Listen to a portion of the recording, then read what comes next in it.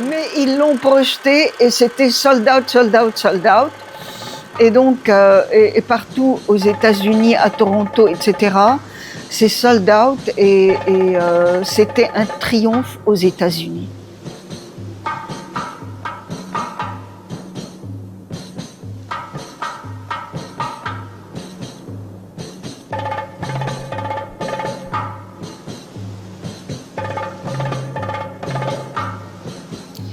C'était un triomphe inattendu parce que je n'ai pas de capitale aux États-Unis. En France, il y a eu des gens qui ont mis pendant 10 ans l'affiche de l'heure de la libération a sonné pendant 10 ans dans leur chambre, jusqu'à ce qu'elle tombe en lambeaux. J'ai gagné des prix, je réside en France, j'ai écrit en français. Et le livre « Femmes arabes et cinéastes » traduit en français, en anglais, en arabe, était sold out, sold out, sold out aux États-Unis, mais vraiment, on n'a rien de temps, quoi.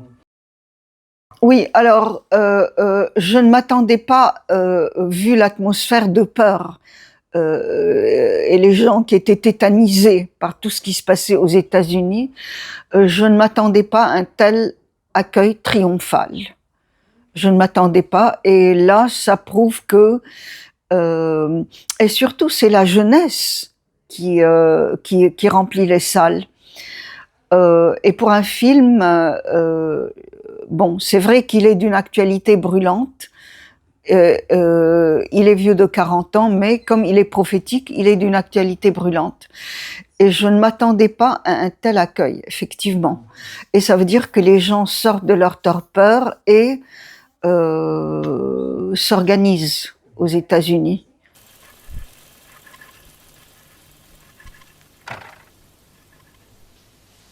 طيب لنرجع على الجد. الحالي ما عاش بدها. كل الرجال الضايعة مستعدين، بس نحن كمان لازم نحمل سلاح. يحكوا علينا مثل ما عم بيحكوا عن معطر مرت السواق أمين. مين عم يحكي عن مرت أمان؟ هني زيتهم اللي عم تطبخ لهم تودي لهم أكل على المركز. إذا بدنا نسمع حكي الناس ما بطل نعمل شيء. أنت مفكرة حالك Quand je l'ai écrit en 79, je l'ai écrit en 3 semaines, alors que pour attraper une date limite du concours de l'agence de la francophonie qui s'appelle aujourd'hui Organisation internationale de la francophonie. Il y avait un concours de scénario et je l'ai envoyé, je l'ai écrit à la hâte, et quand je l'ai relu, après l'avoir posté, je me suis dit, ils vont me prendre pour une folle, parce qu'il y a le leitmotiv visuel des femmes assises sur la plage, et à l'époque, le Liban était le pays des bikinis et des mini-jupes. Je me suis dit, ils vont me prendre pour une menteuse et pour une folle, d'autant que le scénario, il ne donnait des prix qu'à des scénarios néo-réalistes. Et ça, et mon scénario est le contraire du néo-réalisme. Mais surprise, il a eu le Grand Prix. Et en fait, il a eu le Grand Prix parce que il était prophétique. Entre le temps où je l'ai posté et le temps où le jury l'a lu, les femmes iraniennes sont descendues dans la rue parce que Khomeini commençait la répression après les 3 mois de lune de miel. Et Simone de Beauvoir, Kate Millett et toutes les féministes occidentales se sont précipitées pour soutenir leurs sœurs iraniennes.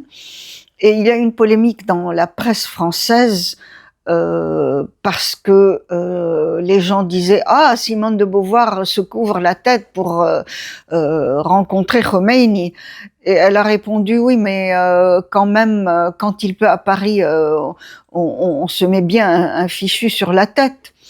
Et donc, le jury a pensé que je prophétisais. Et depuis, Leila et Lelou n'arrêtent pas de prophétiser. ركبوا السلاح. 1 2 3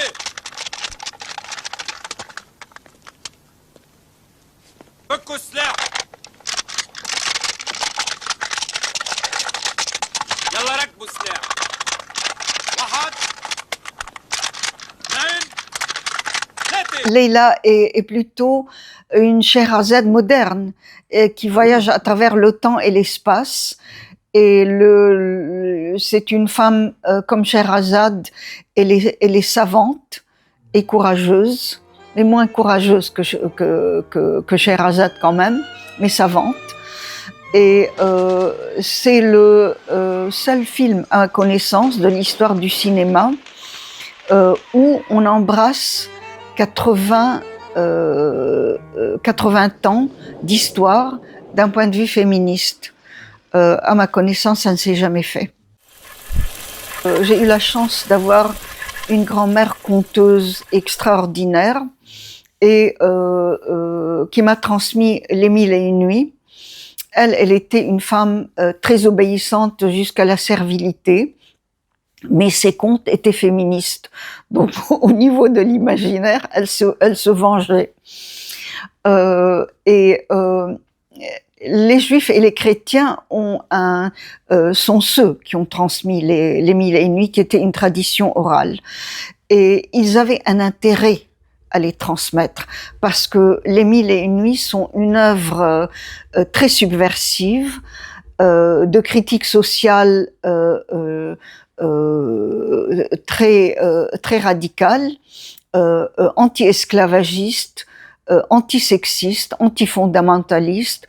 Enfin, aujourd'hui, on dirait antifondamentaliste, mais à l'époque, c'était anti-zèle religieux. Et donc, j'ai été nourrie par les Mille et une nuits et c'est venu de mes tripes, quasiment. Et les Mille et une nuits, c'est très, très visuel. C'est très visuel. C'est des contes extrêmement visuels.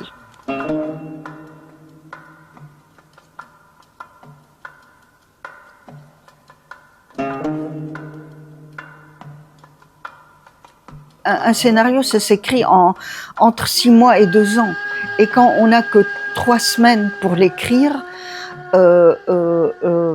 c'est les tripes qui parlent et l'inconscient monte haut et voit loin. Si je l'avais écrit en temps normal, peut-être je me serais censurée. Mais comme je l'ai écrit en 3 semaines, je n'ai pas pu me censurer. Je l'écrivais, je dormais, j'écrivais, je dormais, j'écrivais, et ça donne un scénario prophétique.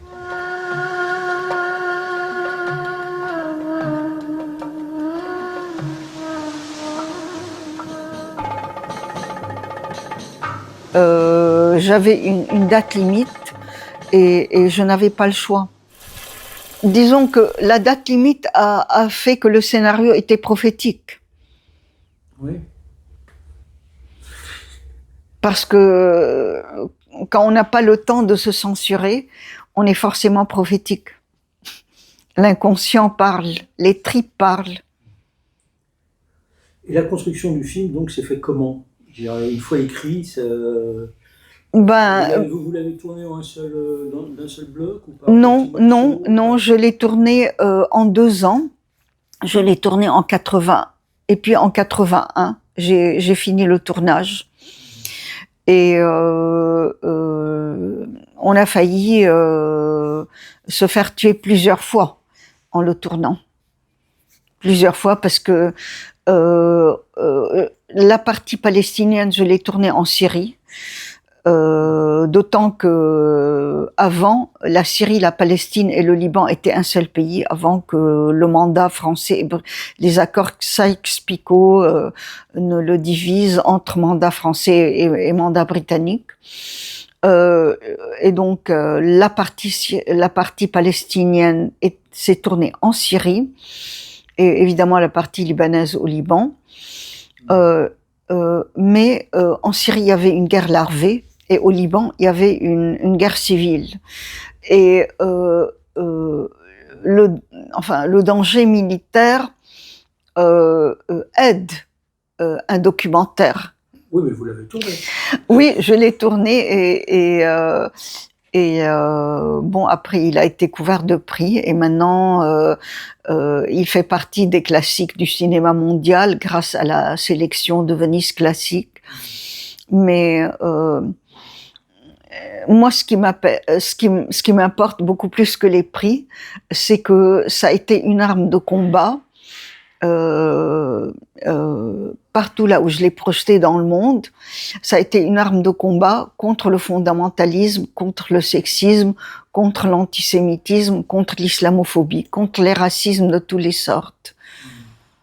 Est-ce que vous pensez faire une suite, ou du moins compléter le film par rapport à ce qui se passe aujourd'hui?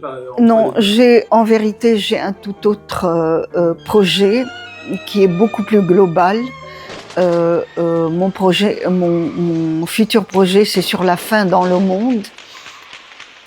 Et il m'importe beaucoup parce que un quart des êtres humains de cette planète vivent le supplice de la faim et dans le silence assourdissant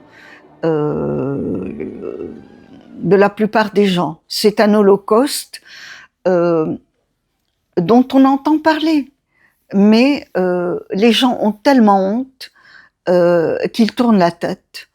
Et il m'importe beaucoup d'en parler, et je vais en parler d'une façon divertissante pour que les gens ne tournent pas la tête. C'est un beau projet, ça. Un projet cher et ambitieux. Et il m'importe beaucoup.